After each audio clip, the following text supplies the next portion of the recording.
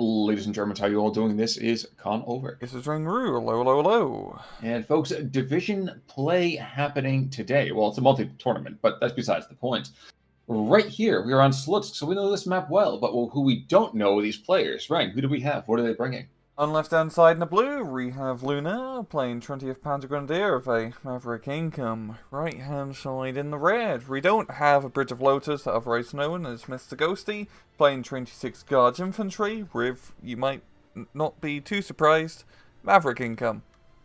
Well, you might be a little bit surprised with the fact that the Flakpanzer Panther already out here in A, but you might equally be surprised, actually, as the composition, I would say, of BOTL, or, like you said, Mr. Ghosty, he's only bringing 44 squads of infantry. Yeah, which is absurd. That's going to be tough, especially against Luna. Double the infantry and good infantry. Yeah, Panzer Grenadier, especially on a map like Slutsk, long-range machine guns go far, so it's going to really come down to Ghosty to try to get an early victory. Otherwise, he's going to die due to a war of attrition. Yeah, exactly. Like, I'm really, really stunned. Not quite as stunned as that 45 mil is going to be. But I'm stunned by just the amount of, I don't want to say hubris, but just guts that this takes. Maybe that's a polite way of putting it. It's not hubris, it's guts. So it's a lot of A phase. Yeah. Yeah, it absolutely is. But and it's A phase versus the circus, as you so delicately pointed out before this went live. It's absolutely true. 20th Panzer, tons of just like crazy stuff. Super early Yak 9 going after the Flak, and that's exactly why you bring out that early Flak Panzer. So I love that call. Yeah, you really can't go wrong with it. And it's also pretty good at killing light vehicles if they are stupid enough to get close. We do see the off-map artillery drop down, getting some pretty good stun and hits on Ghosty's units. He does have the ZSU and the IS-1 as well, covering the point. So, yeah, it seems to be really just a focus on the Northern Hill, which isn't too surprising for Slutsk. No, certainly not for the early game anyway. I feel like as the match draws on, you usually see a development as it goes, the battlefield rotates south a lot further. But for right now, there's no point to it. I mean, if you look to the south, ostensibly it's important, but great, you drop one flag for absolutely really no reason, and other than that, good luck getting to the other flags. So yeah, sometimes you can make a southern push work early on because people just don't expect it. It can be hard to maintain because you're in the middle of an open bloody field. But sometimes a surprise can be surprising, so to speak. Oh, exactly. Just like the Spanish Inquisition, fear, surprise, and a dashing sense of fashion are all hallmarks of the 20th Panzer as they push forward. Unfortunately for them, the artillery observer over here, not going to get a whole lot of observing done. The ZSU forcing him back with rather relative ease. Yeah, both sides bringing in that early anti-air has definitely paid off, as it's keeping their ground units quite alive and all their inside the tank. Which I think is what you want with a tank. You know, you would think so, but I think every now and again, I think you just need to open up and show that, the real you, the inside. Unfortunately, if that's the case, yeah, you don't want to be in the army. Yep. Oh, God. Oh, the Panzer 5-4, which is probably one of my favourite tanks. Pushing out and then getting pushed back due to that 45 mil. Oh, he can just shoot it. He can't penetrate. It's just one dude left alive. Out of curiosity, why is that one of your favorite tanks? I mean, historically or in games? Out of curiosity. Because it's like, if you zoom in on it, Khan, it's like this really big tank, but with a tiny turret. It looks out of proportion. I think the term you're looking for is big chassied. I think that's the way they were saying this now in the 21st century, but you're right. Yeah, it looks very much like it's like a later like APC type deal, like an early Bradley. Yeah, as opposed to an MBT. That actually reminds me a lot of this is a bit off topic, but like South American tanks, like modern day ones, where they basically just get modern day IFEs and just put like a tank turret on top. I think Argentinians do that a lot. That's fair. That's fair, and I think that's one of the reasons that we're not likely to see something like that come up in Warno anytime soon. No. Is that the Argentinian divisions are like, oh yes, we have a tank, and then you find out, no, it's somebody basically took the early version of a Striker 30 years ago and decided to put something crazy on it. So yeah, I agree with you 100%. Stravniki, in the meantime, these guys trying to move forward a little bit from east to west. Not a whole lot of action going to be happening here for right now. Oh, yeah, that Panzer 5-4 is actually doing a decent job holding the line. Really have a battle of, like, unicorn tanks, against the IS-1. And neither side is wanting to commit their tank forces, so we're just getting a stalemate. But honestly, stalemate, in terms of decks, it's going to be in Luna's favour. To be fair, Luna probably doesn't know about Mr. Ghosty's lack of infantry. So, hopefully for him, that'll be a pleasant surprise if it does make it to C phase. That's true. At that point, if it goes that far, we certainly will be in the harvest phase of Luna's deck. I should be ashamed of that one, but I'm not. Guard squads are going to be a little more aggressive, and the IS-1 is, with some line of sight onto some material, is to start to put some DT fire over into those kind of advanced P-Grand positions. He's got to be careful, though, because there's still a Hetzer slowly kind of creeping on forward, and while he's not going to get a whole lot of immediate penetration, between the 5-4 and the Jagdpanzer, you could really see a little bit of one of those tank and spanks that we're used to kind of seeing from, well, other times. Yeah, and it does seem Ghosty is bringing out a hefty amount of units to try and conquer its northern hill. He's got 2 KV-1s, which are great tanks for this sort of close-range engagement. He has a whole heap of infantry here. It's just the geography is really not benefiting him. Because if he tries to push through the forest, he just gets blapped from machine guns. We've got the IG-18 putting fire down the flank. And honestly, the Panzer Grenadiers are just in a good defensive position in the forest, which is just shutting down any infantry trying to push up. So, Ghosties is having a very hard time, unless he uses smoke or, you know, get an off-map artillery. It's going to be a bloody push. It certainly will be. Equally bloody over here is, unfortunately, the spotter aircraft does go down. He does get an artillery strike off, so he's got to know. And yeah, I think this is actually the case. He's prepping himself to get a nice little light push in there once the artillery goes down and out. BF-109, in the meantime, didn't really get a whole lot of firepower. That did this like the T-34 Flakpanzer that was getting the kill. We'll have to take a look at that, because I think we're going to see a push pretty darn quickly when that happens. I honestly quite like it. I mean, he has the Kubel MG for recon, 2 Panzer Grenadiers still loaded up. It's nothing crazy in this push. Of course, it's a risk, really, because what's worse that can happen. But fortunately for him, there's only 1 machine gun in that entire area. So he's in a very easily take-out position. And that is such a good position to take.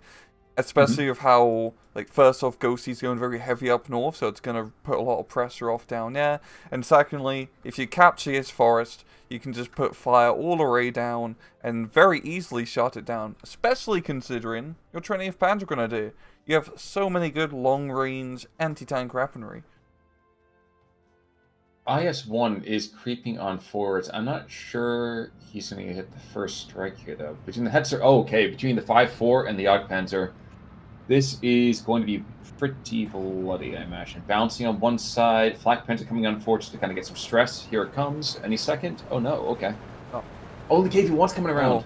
I really like that KV-1 flank here. He's not just... Yeah, Panzer's dead. What would usually happen is a play... Yeah, that's sad.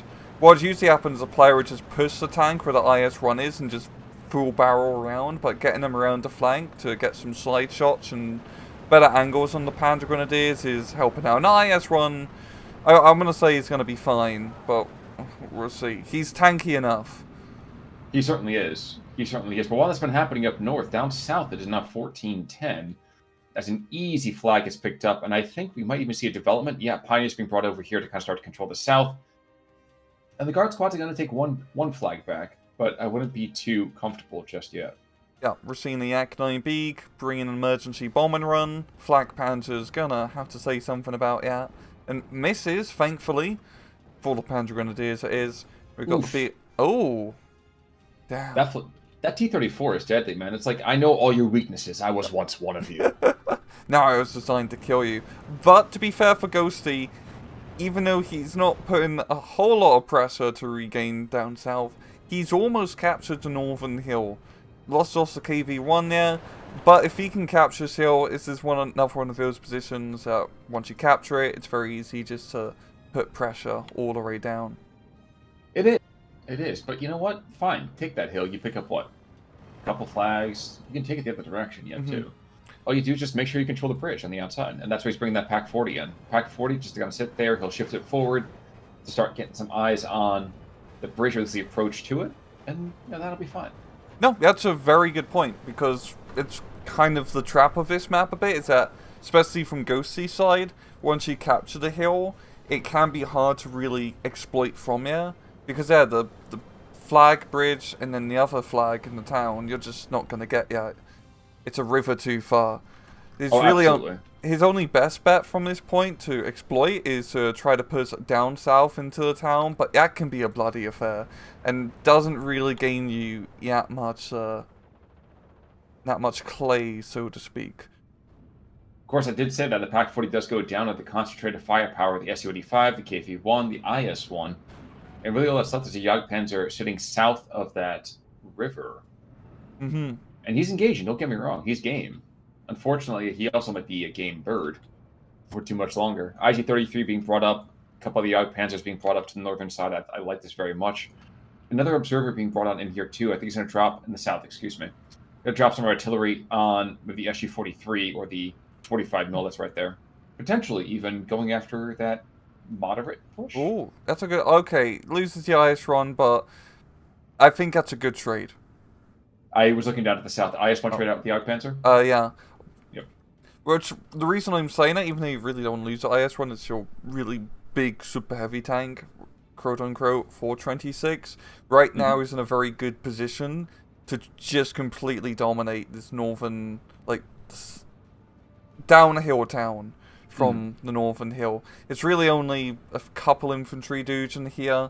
He has a huge concentration of firepower still of all the tanks. And, of course, B-phase income. Both sides have good income. But especially for Ghosty, said before, lack of infantry later on. He needs to be getting massive territorial gains. Get that +2 point advantage so it doesn't grind down. And yeah, he's committing. He's even going across the river. I'm watching out at the south real quick because there was an artillery strike being brought in by the surviving recon plane.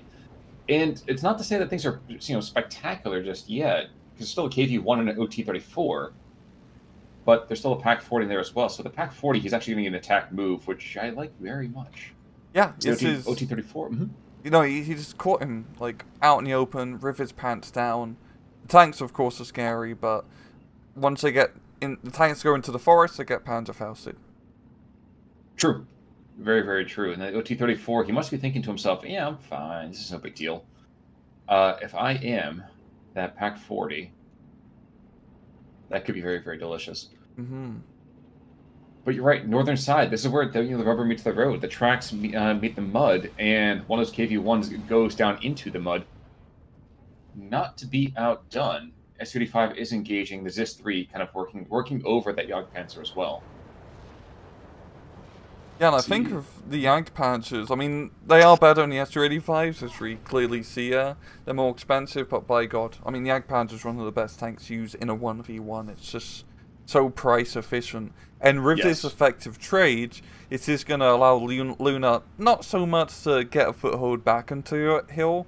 I think for him that would be the river too far, but at least stabilize this northern area so he can put more time and energy down south. And he desperately needs to do that too, because there's another artillery strike coming over here in that northern town. And right now, he's bringing an elephant in, so the circus is coming to town. That's a heavy investment. Yeah, I'm not sure I like it that much. I love seeing the elephant, but I don't think this is the right time for it. Same. He honestly could really just get away using Jagdpanzers, because you can basically get 2 Jagdpanzers. Yeah, 2 Jagdpanzers for every 1 elephant. I forgot 245 points. That's... I mean, to be fair, it's B-phase. This is the time you want to buy it. But he needs infantry in that town more than anything. Yes, he does. Though I do say, down south, things are far better. But of course, like we said before, that part of the map just doesn't matter as much. Yeah, really for Luna, if he can capture the run flag in the town, that's probably his best bet. You can kind of contest the flag by the crossroad, but that's not something they're going to permanently hold. Well, the Russian position to the northern side of the hill in terms of on the German side of things, between the ZSUs and both ZSUs are right there. There's also an IG-33, which I feel like I just want to attack ground right where I know those guys are, and that's just going to be an ugly, ugly time for them. Yep. And the IG-33 is in a bit of a weird. I'm gonna sneak. Never mind, I didn't sneeze. Very good. Anyway, the IG-33, because he can't really do too much. You need to move up a bit so he can start lobbing shells onto the hill. Sure. Well, actually, oh no, he can actually. Yeah, the elevation does work. He just needs to see stuff on the hill to start lobbing shells on the hill. But he's apparently not concerned about that. He's looking for the Strafmiki down here to the south, and almost, I think, Merc's come and hit some of his own dudes. Now, we are having a 30-column, or 30-core push happening in the south. Pack 40 turning these guards out in the open into meat bouillabaisse. And it is almost, like, I almost need to slap out, like a a PG-13 thing on this. This is brutal. Yeah. Yeah, Pack 40's in such a Gucci spot. Honestly, the elephant down south probably would have been a better bet, as it just completely zones out the southern area, unless you bomb it to death. But even then, this Pack 40 in cover, no recon here from Ghosty, doing God's work. Or, yeah, I guess God's work for the Germans, as they're killing the godless communists. Well, there's two SU-85s that are there. So the Panzer, wow. Well, he goes down to the ISU-152. So I was wondering when that was actually going to happen. A little confused why the Jagdpanzers. Oh, no, I guess he doesn't see. He doesn't see the ISU. Interesting. Well, Yak 9B cluster. That's actually quite good killing the Flakpanzer because Yak 9 now has a clear shot. Yes, he does. Between the Yak 9B and the Jagdpanzer, taking out both the anti-tank threats down south, things are looking not so bueno. No, yeah, Ghosty will be able to stabilize this. He just needs some more infantry rushing into that position because there's only one Panzer Grenadier left, which is the downside for Luna holding this position. It is pretty deep into enemy territory, so your supply line is a bit longer. True. Now, there's one thing that can turn this around, and he's down in the field right now. It's the Befehle Panzer. Excuse me, the Befehle Tiger Panzer.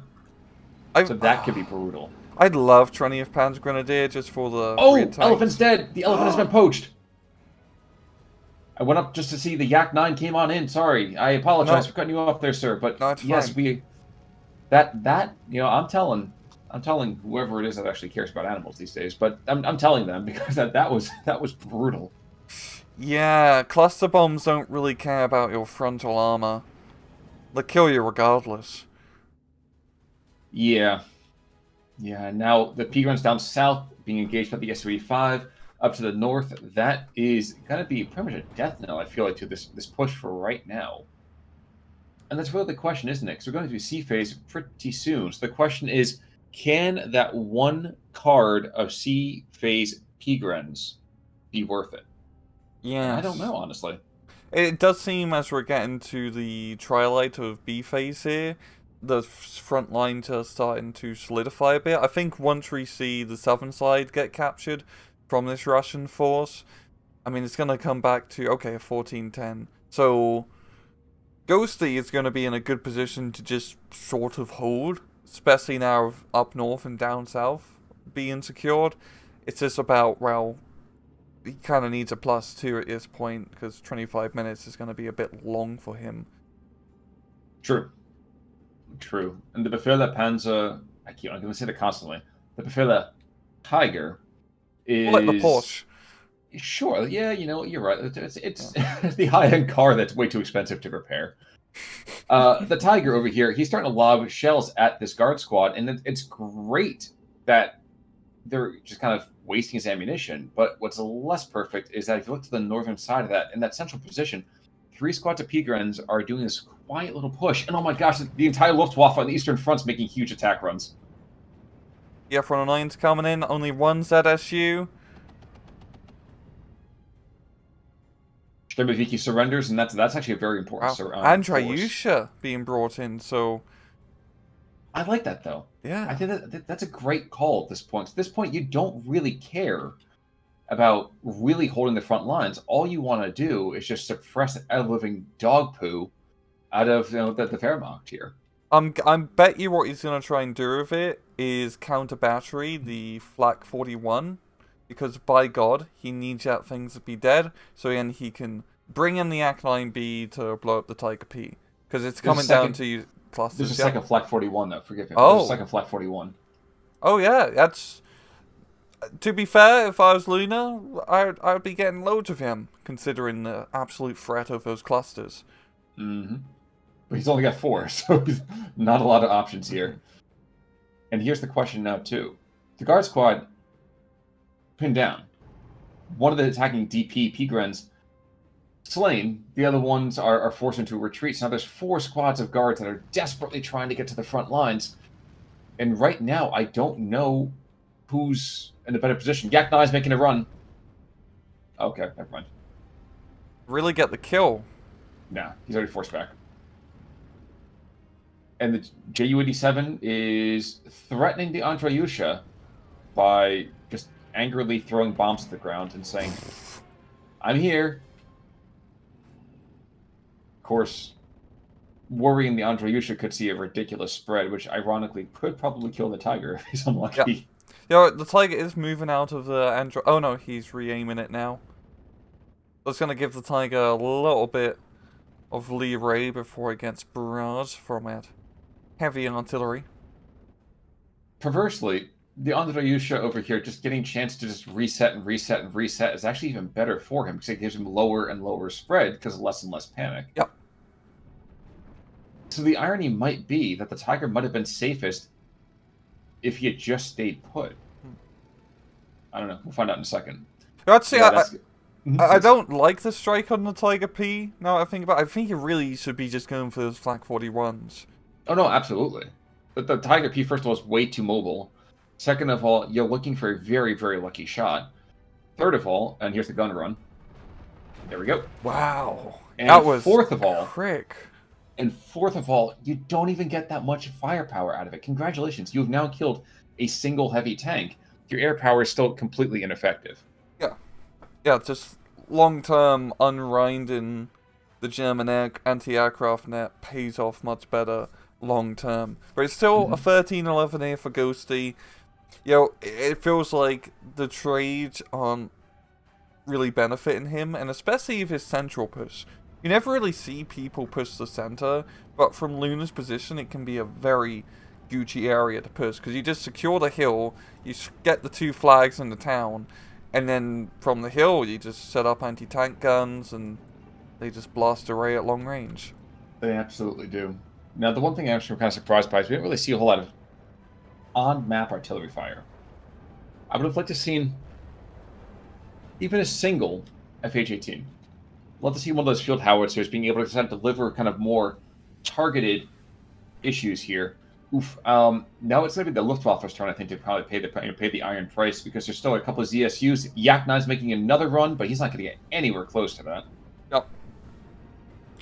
Really, both sides bringing some sort of heavy artillery pieces definitely would have helped out, just for dealing with the opposing side anti-aircraft net. More so for Ghosty and Luna's anti-air is self-propelled. Yeah, and I wouldn't be surprised to see the BF-109 over here die, but the ground attack variant did just take out one of the ISUs. Ooh. Another ISU goes down south, so... Tiger P. Yeah, this down south, I think this is going to be a big, big issue over here for our little spirit today. Yeah, Luna's been able to get these long-range engagements, which benefits his division, and as you can see, just looking down south, the guards are guarding the line, and that's it. Well, and then here are the 2 ZSUs that are like, guys, I guess it's time to go to the front line. Das Vidanya. Why didn't no one give us AP shells? Yeah, exactly. Oh, wait, there's another elephant. That's right, he does get 2. Yeah. I'm still not sure I would have brought that in up there, like but... Noah's Ark. Yeah, that's actually rather sobering to think now there's only 1 elephant left in the world, but... No, but you're right. I look into the northern side. If you see this here, there's still ISUs, there's still a 76. Heck, there's still even, I think, a couple of the 122 here as well. He's trying one final shove, I think, to this northern side. I think that's his best hope might be. Yeah. Well, if he can for Luna just trade efficiently in the northern side. There's really not a whole lot of anti-tank left, and probably not a whole lot of anti-tank Ghosty can afford to bring anymore, just because C-Phase are bloody expensive to get out more. Well, you can't even get any more ISUs. I think they're all dead at this point, apart from the one still on the field. I think you're right. Oh man, it is so sad to see a JU-87 begin the flip over into its dive, and then get panicked. Like, that is, I don't know why it just feels so sad to me. It's like the once great athlete realizing they can't run their race anymore. No, I haven't been watching any sports movies recently. You have. 122 is going to slide south, and actually, the 122 I think might be out of charges at this point. No, that's probably the second one. Yeah. I don't know. You've seen we've got more of a desperate line here from Ghosty holding the downward town position, but Luna can bring in some fire support, the Panzer 4, and just pick these guys off run by run, because the guards can only do so much guarding unsupported. True. True. That's why the biggest thing that can still survive over here is the Tiger and the SU-85 that's right there. And I guess we do actually, this is the new 122, because we're seeing artillery support be thrown onto the field. Tiger and SU-85, both are going to see each other very, very quickly. And the SU-85 is shooting at the ground pounders first. Yikes. It's going to bugger him up a bit. He had to aim, and yeah. Yep. ZSU desperate to kind of get away. The Tiger, I think, is just going to aggress up to that crossroads, and that's just going to be a brutal, brutal opportunity. Yeah, Tiger P is pretty much immune at this point. I mean, the KV-85s and all of that don't have a great chance in long range, and with the decent amount of anti-air on the field, yeah, we are seeing some artillery being dropped down on the Flak 41s. Oh, it's the Su-76 all array from the north, so very important hits, yeah, probably a little bit too late. There's potential. There's potential, but there's still 3 more on the field, and we kept seeing this Yak-9B being brought on in, and every single time the Yak-9B being sent away just from the flat ground fire. Transmission damage, by the way, on the Tiger, so that's good, right? But another KV-85 goes down. So I don't think we're going to see any Opal Blitzes to see, brought back to fighting trim. But I do think that there's potential to see the Russians kind of start to collapse here. So there's nothing left to throw. Yeah, we're coming down to what we said at the start, with just lack of him. Well, he still has infantry on the field, but he probably doesn't have many more left in the rear. But also it's the tanks, because he doesn't have really any C-phase cards or tanks, so you don't get too many options with 26 to be fair. Really anti-tank. And with the Yak-9Bs now getting shot out of the air power space, he's kind of buggered against the German super armor. Well, the funny thing now is BF-109 is making runs up here in the center, and the ZSUs are pressured away. So now, at long last, the JU-87s can make their runs pretty much not unmolested, but as near as unmolested as you're going to get under the circumstances. And suppression that's good as kills here, too, so it doesn't matter. And there we go. The college pros getting in the hitch. Showing that they still have the skill from the 1940 Britain season. It's true, sure.